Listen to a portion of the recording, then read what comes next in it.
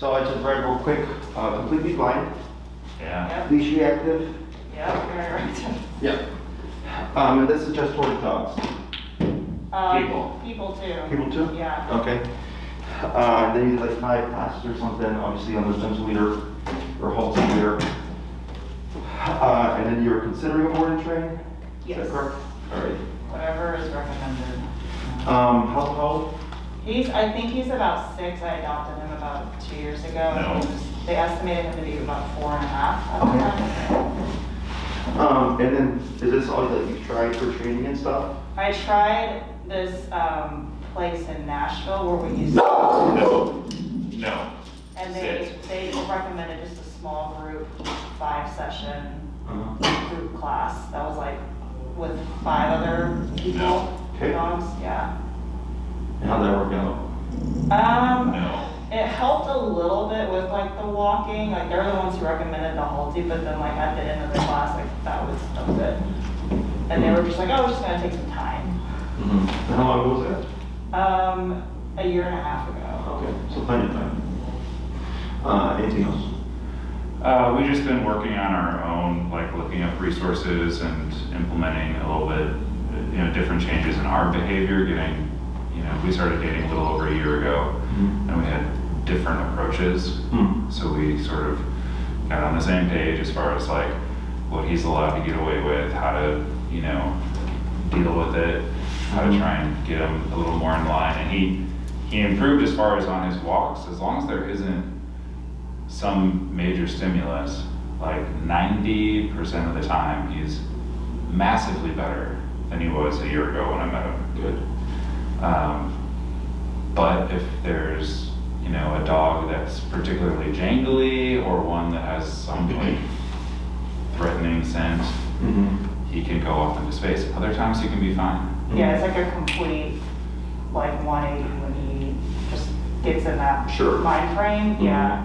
Because about a year and a half, or just a few months after I got him, my friend and I tried to like let our dogs meet, and her dog was on a leash and like lunged at him and grabbed the back of his neck and like, and so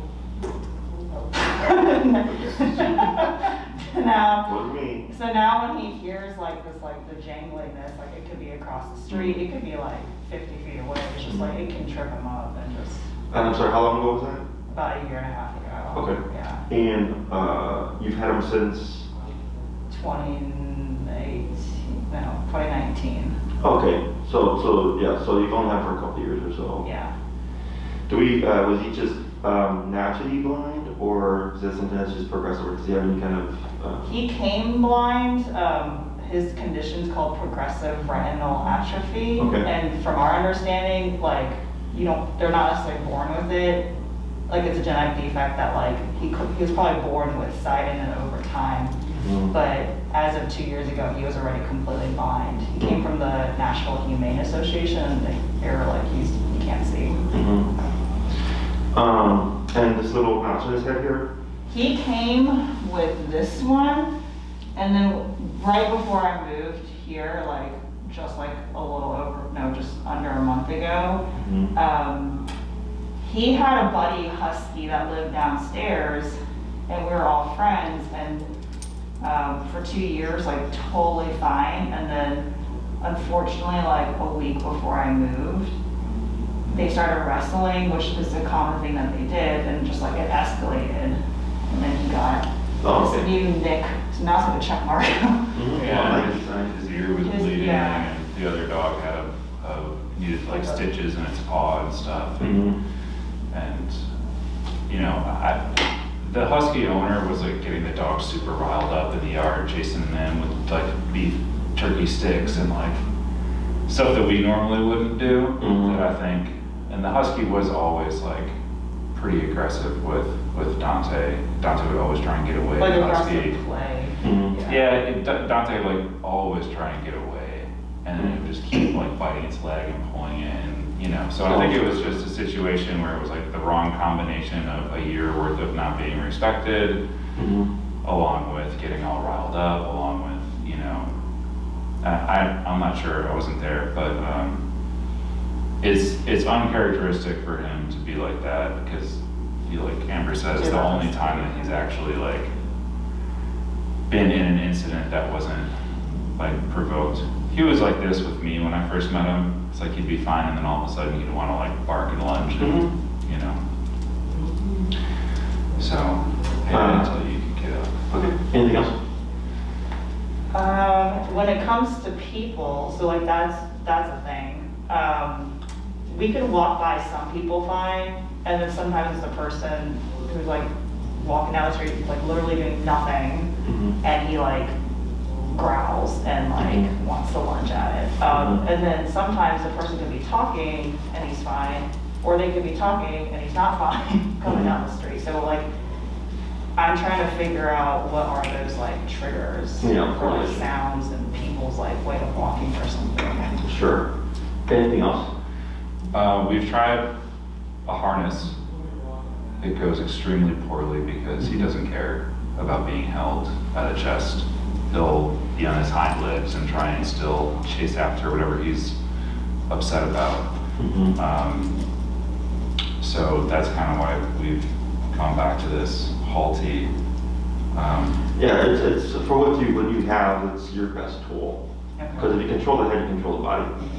You know, when it comes to stopping the behavior, that's a different story. Yeah. But in terms of control, between a harness and that's your best bet. Yeah, it also helps like us help him not hit his head on things too, with him being blocked. One last thing that's actually pretty big is separation anxiety.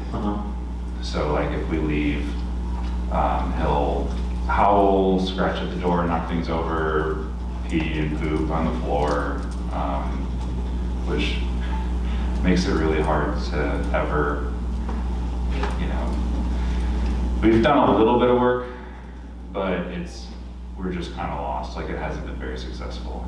Yeah, especially here in Chicago. So we were long distance for a while.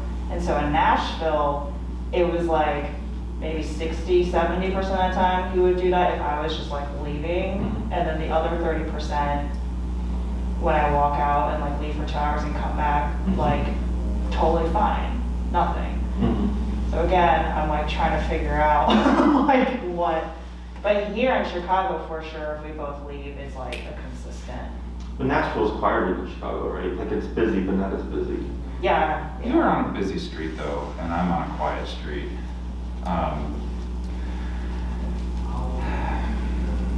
I think also just the fact that he knew the people that lived below and can like hear that they were around, whereas here, if someone's walking up the stairs to the upstairs apartment or something, like he will start barking and sniffing and growling, you know.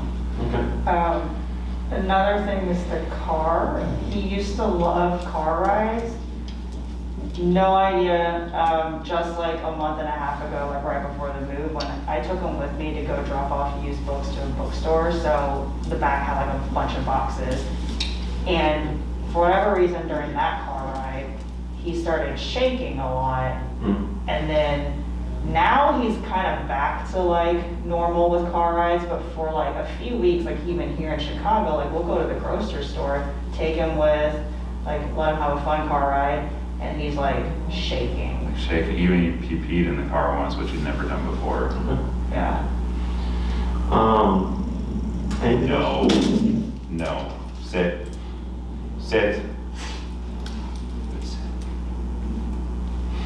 Anything else? I don't think so. So make sure I got this clear. So separation anxiety will pee or poop. More so, I guess 100% now, whereas we're closer, because before it was 60, 70 in Nashville, now it's more. Yeah. It's like frequent. And how long are you leaving him for the longest? Well, here's the situation. I was already remote before the pandemic. So he's actually not alone a lot, so. When we do leave him, the longest was about 2.5 hours. Yeah. But it would happen Infrequently. Yeah. So we would like to practice that more. Okay. If you were to be home, does he have a kennel? I'm assuming no? We just bought one. Okay. Yeah. And this can be a guess on your part, don't worry about giving you an exact answer, but if you were to put Dante in a kennel in a room separate of you, but still be home, would he flip out, or do you think he'd be fine because he can hear you? He wouldn't be happy about going in. Mm-hmm. He'd fight you, but once he was in, I'd say it's 50-50 whether he'd lay down and just be depressed like he normally is, or if he would start whining. Which would then escalate to like, you know, I'm assuming barking or whatever, and then the peeing pooping, or does he just whine? Probably wouldn't do that in Yeah. a kennel. I think he would just whine, and then go back and forth between like laying down, being sad, starting to whine again, Okay. pawing at the door. It's a guess. Okay. But he would use the bathroom though, if you were to leave. If we left the apartment, he Like, what's his progression? Is it, you know, resistance going in, then whining and pacing, and then barking, then peeing, pooping? Or is it like... Well, we haven't done it yet, so this is all hypothetical. Okay. But, and the kennel is pretty small because we don't have a lot of space. Mm-hmm. So it's, Like a 36-inch maybe? yeah. Yeah, it's like no bigger than that. Yeah, Yeah. 36 inch. Okay. Reactive towards humans and dogs, but there's no real pattern. Because sometimes you sit here tags and be fine, sometimes he'll trigger, right? Oh, yeah, like I would say 90% of the time is a problem, Okay. and then 10% you feel lucky. If he meets a dog through a fence, like if a dog's barking at a fence, totally fine. Mm-hmm. Go Totally up to fine. the fence and sniff and be friendly. Mm-hmm. But if it's a dog on a leash, like forget it. Can he see shapes? Don't He's think just, so. he's blind. Blind. Yeah.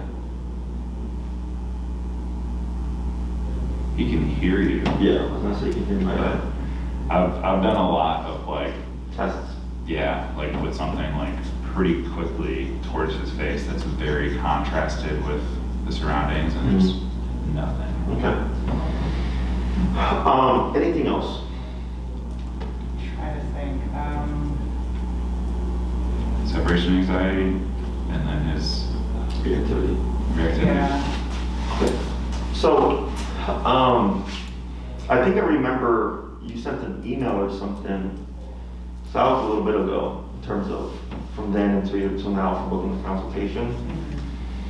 I'm just trying to get a reference point, because we've had so many people, Yeah. you know, it's been, so Enrique, who's who you hear over there right now, I just opened him up and he's completely booked today. So it's Yeah. crazy busy. So I'll talk about how I would approach this, what we can expect to achieve, variables, Okay. and then your options. Okay. Okay. So I'm assuming you did research. You know we do e-collar training Mhm. here, right? E-collar gets a bad rap because people tend to dub it like the shock collar, where people say you're electrocuting your dog, which is completely incorrect. It's not a shock. It's not electricity. It's electric, but not electricity is how I describe it. Have you guys ever been to a physical therapist or a chiropractor? Mm-hmm. Yeah. Have you ever had stim? Yeah. The machine that moves your muscles. Yeah. That's an e-collar. Okay, so it's there's a slight current that moves the muscles, but the dog doesn't feel anything anywhere else. Okay, so if the collar is here, you would only see the muscle twitch, but nothing happen anywhere else. Okay, it's fully waterproof. So like in the human version, if you have a pacemaker, they can't use it. There's risk of electrocution. There's also risk of electrical burn if they don't set it up or watch it. Okay, with e-collar, we don't have any of that. It's fully waterproof. It's again not gonna, it's not electricity, so it's not gonna burn your dog's skin or anything like that. And I've used it with dogs with heart murmurs, seizures, medical conditions, senior dogs. My Chihuahua's 8 pounds. I've trained dogs as small as 4 pounds. It's completely safe to use. It's just the psychology of how certain people view it. Okay. Yeah. The reason why it's very effective is a number of reasons. One, the first thing is dogs are physical animals. If a dog gets out of line, they just nip and bite each other. Right. That's how they correct each other. And humans think that they can use things like timeout, a can of pennies, a water bottle. You know, I've seen people scold their dogs in the corner and like, no, you don't do that. That's a bad dog. We don't bark at dogs. I've literally seen that happen. The old That is- trainer actually told me to use a can of pennies. Yeah. So dogs don't do that to each other. They just simply nip, growl, bark, and bite, right? So they're very physical. Yeah. So the e-collar allows us to be physical without being physical because of the invisible button. Okay, so like prong collar, which is the spiky looking collar, is meant to mimic a dog bite. That's where the design comes from. It's a very effective tool. However, if reactivity is too far gone, if the dog is at a 10 and your harshest correction is a 6, you're never going to match 10. Okay, it's super common. You get a lot of dogs in here trained on prong collars, and the owner says, doesn't work. And they go, yeah, because your dog is too tough to the collar. But remember, when dogs bite each other, they will go as far as puncturing, and they will go as far as killing each other. I've walked into homes with dead dogs. Okay, that's a dog. So the reason why I'm an effective and efficient trainer is because I approach it like dog would. Okay, and I'll explain how all that stuff works too. So a prong collar, great tool. I would potentially incorporate it here to give you a better, quicker de-escalation. So like right now, when you pulled up on your halty, that was a good move. That's what we teach, okay? But the halty doesn't really have any real negative pressure to it or level of discomfort. So when you pulled up, so up de-escalates the brain, back or up and back escalate the brain. So if a dog's being reactive, you will always see his hair pulling straight up, okay? And then you'll literally feel, you may have felt it there, when the dog is tense and then they'll start to relax and then you relax with them. It's the same concept, but the tool is the prong collar. So you're kind of biting your dog using that pressure. And because there's some degree of discomfort, it de-escalates either easily or more effectively, okay?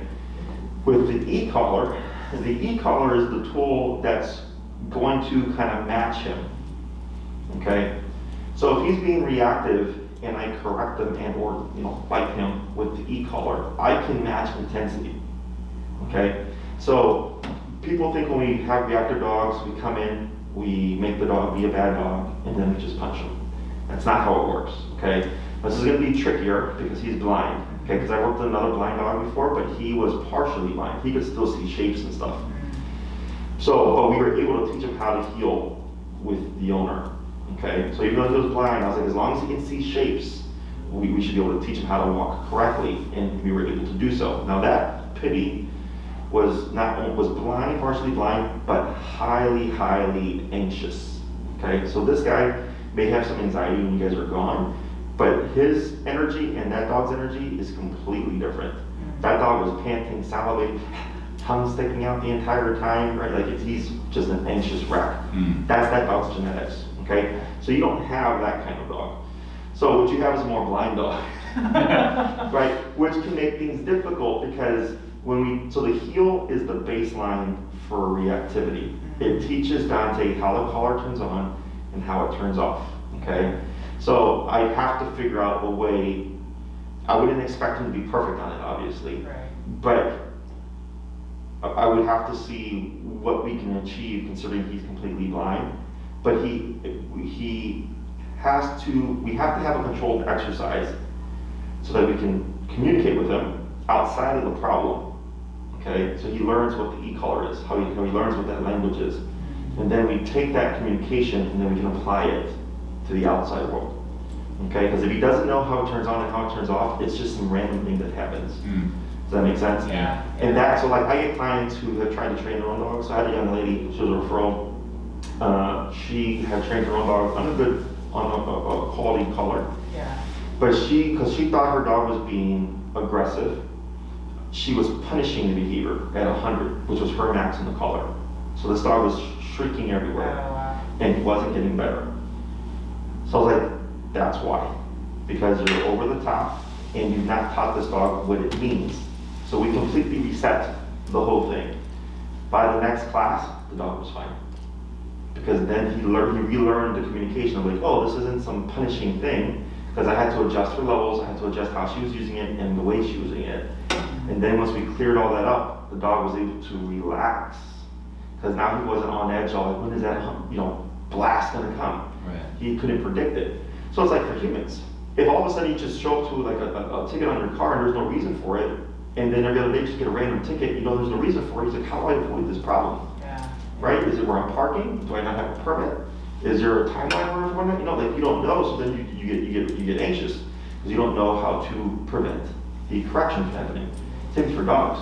So we have to devise some kind of way to teach them what the communication is. Okay, so it might be more handler based, It's usually more dog-based, but this is because almost all my dogs can see the handler.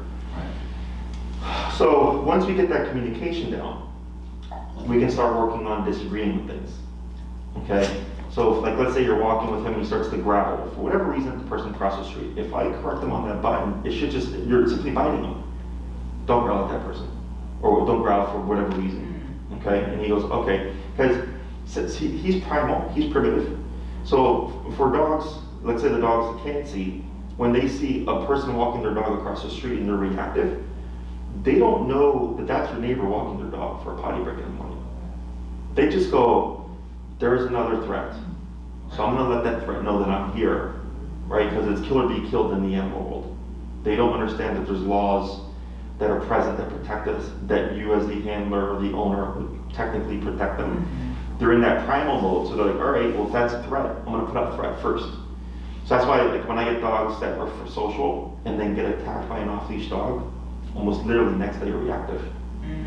Flip up a switch. One day fine, one day reactive. Because now they're just assuming threat. That's pretty much what happened with him. Yeah. She said when he first got him, he was fine. And then the husky, was it the husky? It was another dog. The off-leash one. Yeah, it was like, yeah. Like light switch. Yeah. Right? So now he's just being a step ahead. Okay, because there's distrust, and don't feel bad because this happens, but not just distrust in the world, but distrust in the handler. Because technically it's our job to prevent that, but sometimes you just get caught off guard, you don't know, you don't see it coming, or it's sudden, right? Or we don't know what to do. So here, even though he's not coming from a bad place, we can still disagree with the behavior. Okay? So first thing is get communication down. And it might be more dog-based or it might be more handler-based, okay? But somehow we need to teach them that collar turns on and turns off, and there's answers to it. Then we apply it to behavior, okay? So then if he goes, if he's growling and we correct him, and he's like, oh, that sensation's going off, right? What am I doing that's causing that to happen? What happens if I stop growling? Sensation goes away. Oh, so if I growl, this happens, I don't like it. If I don't growl, nothing happens, I can avoid it. Okay, so that becomes a communication. So it's a bite on the button, as I term it, and we can use it to address the leash reactivity, we can use it to address growling. Now when it comes to the separation anxiety, okay, that's actually, in my book, the hardest thing with any client that I work with, because it happens when you're gone. Okay, and especially if the dog pees or poops, because there's no way to correct for a pee or poop. Okay, now we can correct for whining, we can correct for howling, we can correct for biting at the bars, we can correct for barking. All that stuff we can absolutely correct for, but if the dog pees or poops, they really can't relate a correction to that, okay? So the theory here would be, first we get all the structure down first, we get the reactivity under control, so he understands the constant pressure, how it turns on and turns off. Then the first problem with the kennel is resistance. He already doesn't want to go in, right? So we have to get him to want to go in. That takes a part of the stress. Because imagine if someone takes you to a party that you don't want to go to, you're most likely not going to have fun because you already didn't want to go there. You're in that mindset. Does that make sense? Yeah. But what if all of a sudden your friend's like, oh hey, your favorite music artist is going to be there as a surprise, and you're like, what? Now that just changes your whole perception. Yeah. Now you're wanting to be at the party. Now you're having a good time, right? So for him, obviously, he's not going to know. There's nothing to incentivize him really, but we can use pressure. So he thinks, I don't want to go in. But then pressure kicks in. And he's like, hey, that thing is back. I don't like it. What do I need to do to turn it off? He goes into the kennel. It disappears. Right? So you can kind of manipulate the brain to build trust with something they don't want by using pressure.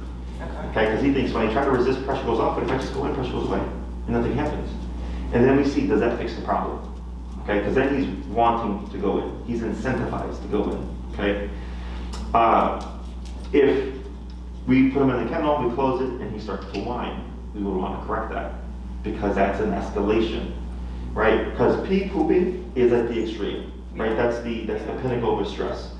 Everything else is a precursor. So then, most people tend to wait for the extreme before they start correcting, and we don't want to do that. I don't even want to let them go to 1 to 2, right? So if we're keeping them as de-escalated as possible, we technically shouldn't see peeing and pooping because the stress levels aren't going high enough. Does that make sense? Yeah. So We would have to do that stuff in a controlled context, meaning like when you're home and stuff. Because you're able to correct things, because there's a couple ways of approaching this. One, it's rare, but some cases, once we just get the dog to go in, it can fix the separation anxiety. Okay, because it was just the resistance of not wanting to go in that caused everything in the first place, right? Because that's where it starts. So once we address that, and the dog goes, okay, I'll go in. Now, because the dog's willingly going in, we may not see the woman in the pacing and stuff, okay? Because there's nothing to build off of. If we do, then we would correct that. But then when you have to leave, the problem is, well, if he starts to bark or whine or something, how are we going to correct him? Okay, that's where what's called a bark collar comes into play. Are you familiar with bark collars? So it's the same thing as a knee collar, except it goes off automatically when the dog barks, howls, and it can pick up whining as well. But the other thing is the presence of the collar can just keep the dog in check. So I had a case when I first opened up, it was for a rescue. He had extreme separation anxiety. This dog sounded like he was dying, okay, peeing and pooping. They dropped him off, and it was like in the middle, it was the end of the day, but there was a bunch of stuff going on.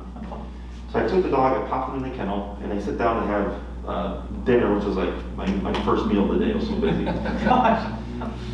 And I'm just like hearing this shrieking. And I'm like, what the hell's going on? I go and look outside. This dog is like biting on the bars, salivating all over the place, just like crazy. So I go to correct him, nothing's working. He is just at an extreme. So typically we do structure first before we start to work on other things. But when it comes to behavior, obedience we have to shape, we have to teach, because he is not meant to sit and stay and down and come and all that stuff. That's not part of his genetic code. However, when it comes to behavior, it's simply don't do that. Okay, all animals understand aversives or negative experiences. Okay, so I come out, I grab my e-collar, I pop it on him. We always start low, we work our way up. Okay, and anything I was doing was intensifying the dog. So finally, I had to go all the way max power and continuous, which is the harshest correction there is. Okay, for about 2 to 3 seconds, and it's where the muscle's contracting for those 2 to 3 seconds until I let go of the body. He is losing his shit. Pee, poop is flying all over the place. I take off the pressure, he finally shut up. Okay? Took me about 2 to 3 minutes, but I start low, I work my way up.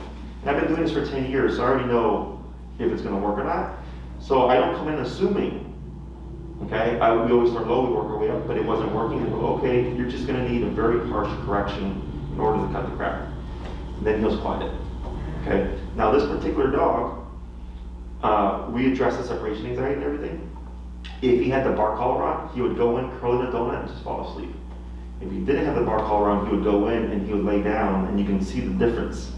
Because he knew with the bark collar, there was threat of consequence. But without the bark collar, he knew he could press the boundaries. Okay? Yeah. Which leads me to my next thing, is opportunistic behavior. Okay? You guys drive? Yeah. Go on the expressway? Yeah. You go the speed limit? No. Right? Most people don't. Right. But you see a squad car, what happens? Slow down. Threat of consequence, right? You get a ticket or lose your license or whatever. Yeah. That's animal instinct. All animals do it, humans, dogs, it's a part of survival. So like if there's a body of water and there's like a threat like an alligator in the water, the animals won't drink if they're aware. Alligator leaves and the animals know it's safe, they drink. Right? Alligator comes back, they leave. Opportunistic behavior. So for Mason, he learned that collar was for the consequence. So it just kept him chill. It wasn't anything good or bad. He was such an extreme, that's what he needed to just be chill, because his brain wouldn't go to one knowing he could be corrected. Does that make sense?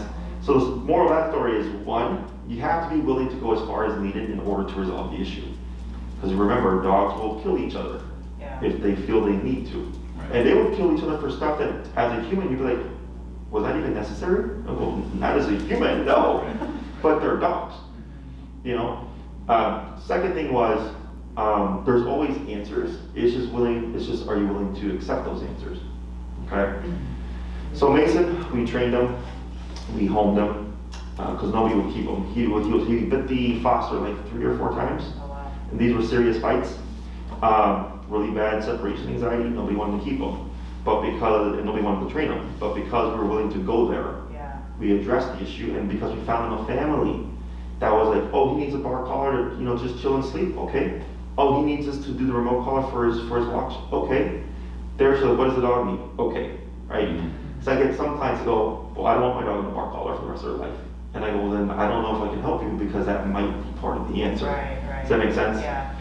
So, questions so far about any of this stuff? No, that makes a lot of sense. I mean, it's interesting you bring up like the degree of like help, because if this were off, you would see that he has like a callus because he fights against this. This is not He did, aggressive enough. well, until we kind of got on the same page and looked into like what we could do to help train him, he would just pull and pull and pull on the leash. Now, he pretty much only pulls when there's a person or a dog that he's being reactive to. The rest of the time, he's right by your side, he's not pulling. What we have to do in order to let him know it's okay to go sniff and pee and poop is we have to tell him sniff, and then we'll take him and say, The break kind of thing. And we use the clicker with rewarding with treats, good behavior, and that got us to the point where his generalized behavior is now it's very improved and it's quite good, except for the reactivity. Yes. So So positive reinforcement is a great methodology. It's a great tool, but it's not good at stopping things. sure. That's where it falls. That's what so reinforcement is because you want to see a behavior again. If I say sit and you put your butt down, yes, I want to see that again. But when it comes to stopping things, like they'll say like, oh, if your dog is barking, click and mark when they're not barking and feed. So the dog learns that you want them to be quiet and not barking. But that's not how that works. Right. That's too complicated for a dog to figure out. Right. Okay? It's, oh, you're barking, aversive. Right. Don't bark. Yeah. Right? So I'll result with all spanked. So if I talk back to my mom once. Okay, so I think we can kind of guess why that was only one time. Okay? Yeah. She gave me a very good correction. My motivator for doing my homework was I don't want to get spanked. Motivator for doing my chores, I don't want to get spanked, right? Motivator for not doing bad things or things I shouldn't, they don't want to get spanked, right? That's what aversives are meant for. So, but my mom also rewarded me for getting straight A's. Oh, you got straight A's? We're gonna throw a root beer float party with your friends. That was the positive reinforcer. Does that make sense? So dogs, in the dog world, or animal world, it's all about positive punishment. They don't go like, hey, good job for not mounting that other dog today. It's like, oh, you tried to mount the dog? Bite. Their positive reinforcement is that they do something and they get something out of it. Like if he's barking at a dog and he feels it leaves, that's the reinforcer for him. Yeah. Right? So, when it comes to corrections, they're perfectly healthy. They're necessary, especially when it comes to stopping things. Yeah. It's just a matter of what's he going to need. Okay? So, in regards to like realistic goals that I can see we can try to achieve here, okay, is because this guy's not like the other dog. The other dog was very difficult because he was not only like 70-80% blind, super high anxiety dog. So he was already stressed out as it was. This is nothing that the owner did, this is just genetics of the dog. I don't really pick that up here. He can be curious. I can see where he just at some points becomes suspicious, but I don't sense or pick up on the level of anxiety that I saw with the other guy. So that's good, because then we're not trying to battle two fronts. Because remember, if he's blind, he's just thinking there's a threat out there. Yeah. Right? So his instinct is kicking in, and you have to override instinct. But then you have instinct and naturally high anxiety and stress levels. That's what made that difficult. So We did just start him on, what's the drug? Oh, trazodone. Trazodone, yeah. Yeah. He's It's like only 6 been like days or 2 weeks, something. and we were even kind of like, but the vet suggested it. They always do. I have a dog here. His name's Doug. He's a good case to watch if you want to get a feel for like how this works. Yeah. He's only had 4 lessons, and very intense case. He tried to attack me several times in the first session, and he was on 3 or 4 different types of drugs: gabapentin, trazodone, fluoxetine, and I think there was another one. And they didn't want to board him at the veterinary clinic or whatever anymore, and they brought him here. It was completely fine.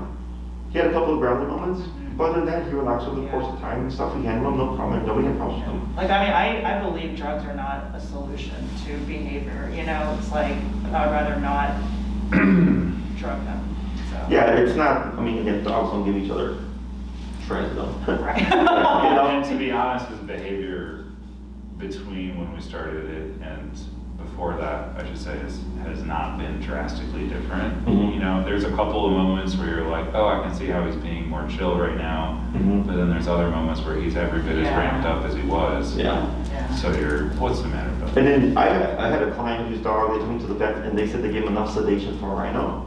And then he was still bucking and bronking. Oh, gosh. Yeah, and that's the power of just animal instinct Right. and Yeah. stress levels and adrenaline. It'll override all that stuff, you Yeah. know? Right. So it's really just getting up to the point via corrections so that he doesn't get to that level of stress, okay? So the hardest thing here would be the separation anxiety.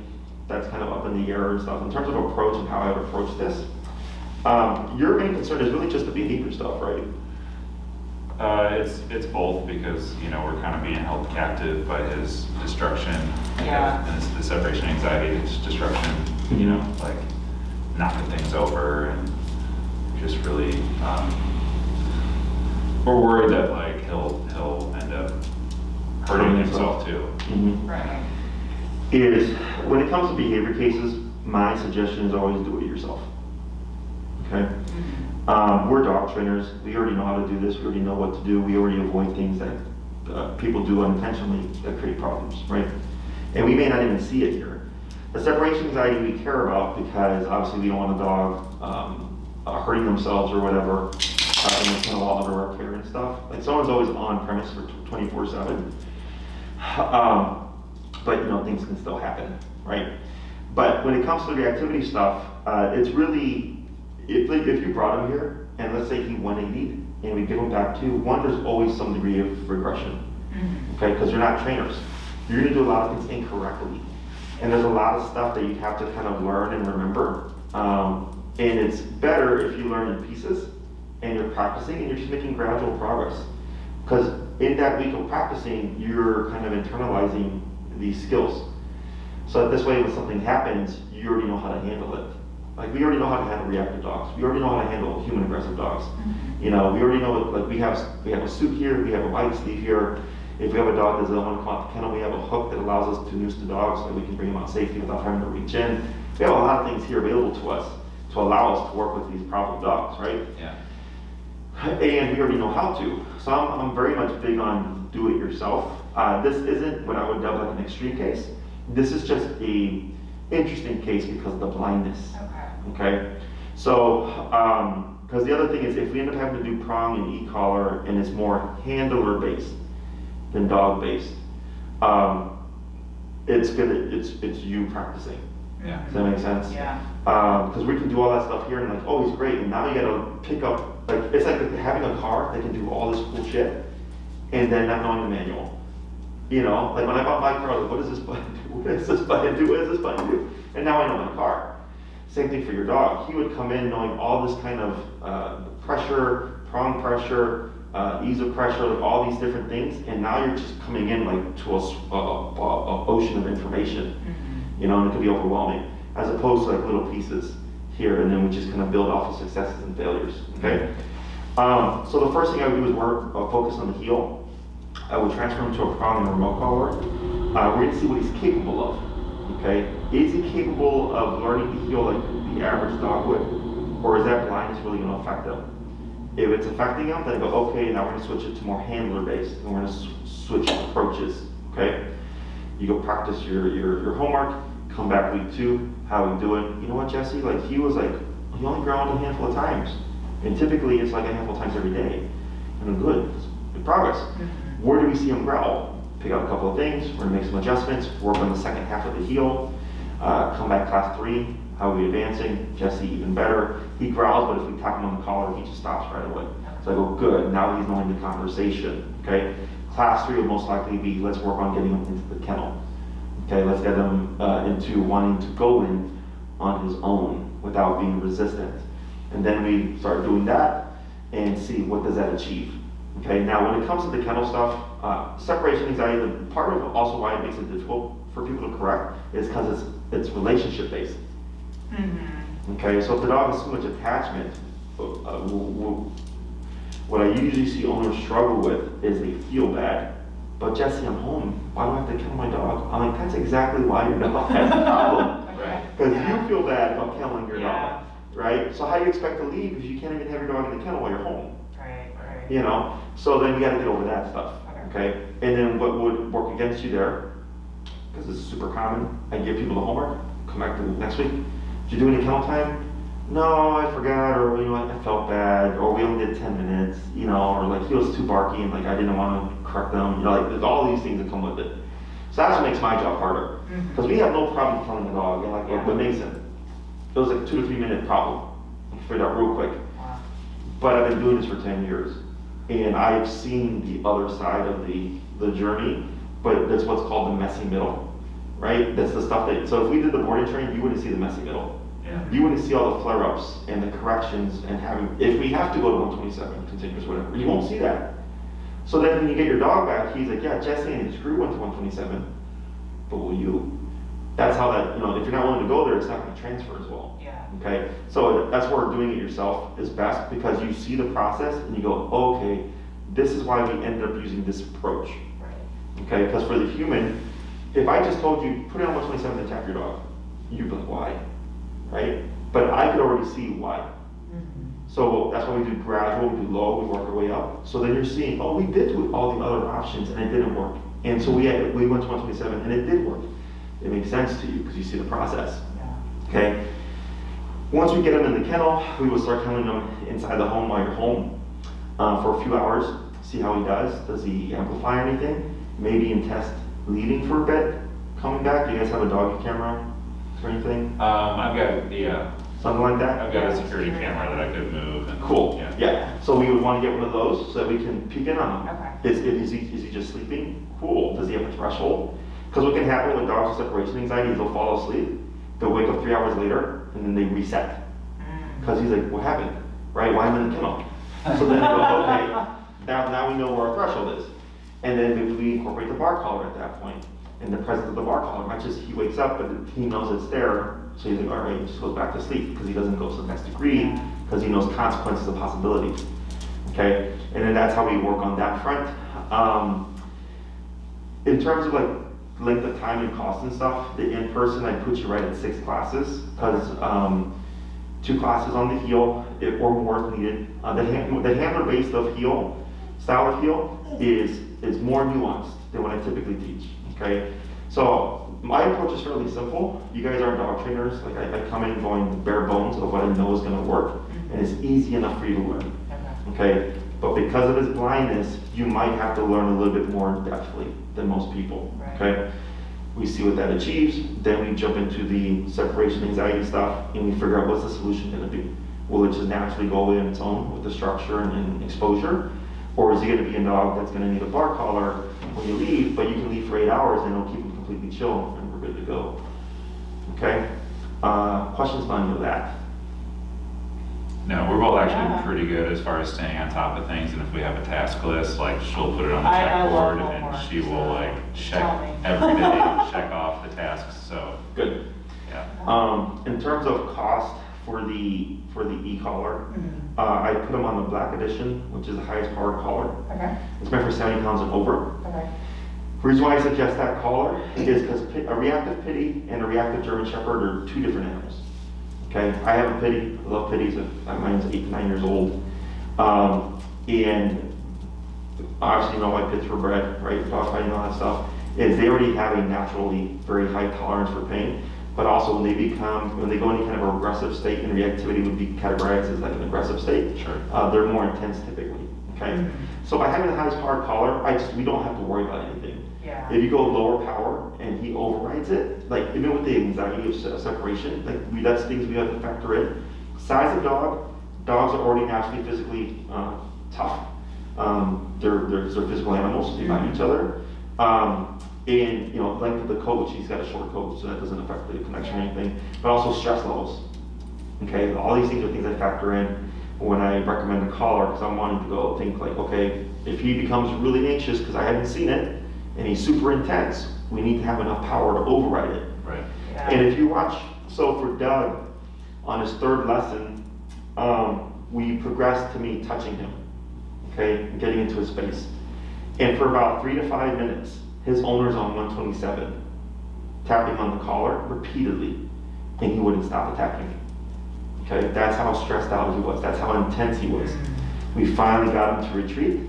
They came back class 4. The highest we went was 25. No, sorry. We started at 70. It was too much. Went to 45. It was too much. Went down to 15. It was too little. Went up to 25. It was perfect. Wow. So 127 for 3 to 5 minutes to finally break the stress levels and the intensity, and then made him receptive to much lower levels.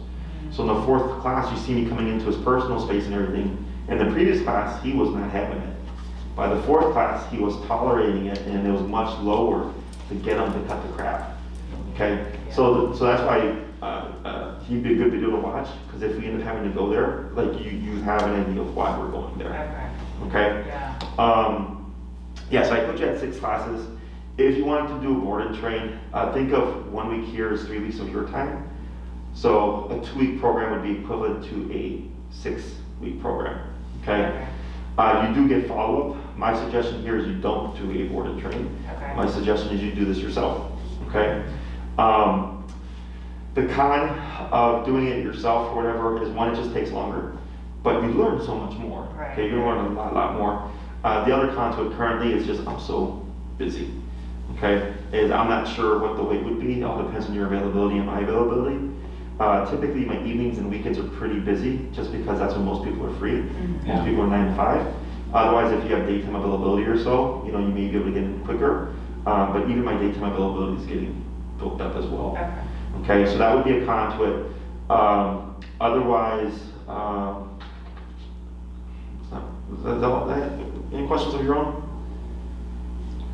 I think just figuring out, I guess, the scheduling then, yeah. That would be with Maria. Okay. I don't comment on my schedule, Yeah. because it's just so hectic. But she would, if you know that you're good to go, and you just turn around and say, hey Maria, sign us up, 6 classes, what Jesse suggested, and then give your availability. She sends you the form. As soon as your form's signed up, she starts the process. Okay. Because what happens is a lot of people take up time because they're asking a lot of questions. Yeah. But she goes by the form. Because the training form means you're good to go. And then she gets you invoiced, and then she's like, okay, you're really serious. And then she just looks at what you give her. Yeah. Okay, so that's just kind of a note there. Otherwise, it can be as short as 2 weeks. It could be as long as 4 weeks. The last I heard in terms of getting onto my calendar. But she is working around the clock trying to fit people in. And is she who we would also be in touch with about like the e-collar? Like, yes, she'll send you the naked model. You can get them on Amazon. You can also get them through us. If you buy it through us, if something happens within the first 30 days, if it's a dud or a lemon or something, you just swap it out, we give you a new one. I'll deal with dogs for myself. If something happens after 30 days, you just send your collar into dog show for repair. You let us know, we'll provide you with the loaner, so you don't have to interrupt your training. Because with Amazon, it can be a 2 to 3 week turnaround time, because you have to send the collar in, they gotta get the collar, they gotta prepare it, and they send it back. Okay, so, but she'll provide you with the naked model, and you can just pick and choose where you want to get it from. Other questions? One of our main objectives here is to be able to board him. So I guess it's just timeline. Do you think it'll be a problem going through all this training to be able to board him, or should he go through the 6 weeks and then we can? Oh, as long as we start class 1, we should be fine. Okay. Okay, because so the main thing about, like, even if we get a dog that's not trained by us, if the owner says you can do what you need to do with the e-collar to be able to have my dog here safely, we go, thank you. That's the problem. There's people going like, here's my dog, they have separation anxiety. No, you can't use a bar collar. No, you can't use a prong collar. No, you can't carry my dog. So I don't take your dog somewhere else. Because we're not going to do that here. Okay. So there's like 15, 20 dogs back there right now, but it's quiet. Oh wow. Yeah, we keep it quiet here. Like they bark when they play and stuff and everything, but we correct them. We do not allow craziness, and that's why dogs aren't stressed here. Because it's not. If you've been to other facilities, bark, and all this craziness and stuff, we don't allow that here. So, no, because if we need to, we figure out, like, we might have to bar collar or whatever. Yeah. But then, as long as we have the oak thumbs up, it shouldn't be an issue. Yeah. Awesome. And as long as he's had less than one or whatever, Okay. we know, at least, you know, what we're, an Yeah. idea of what we're Yeah. dealing with. Shouldn't be a problem. Okay.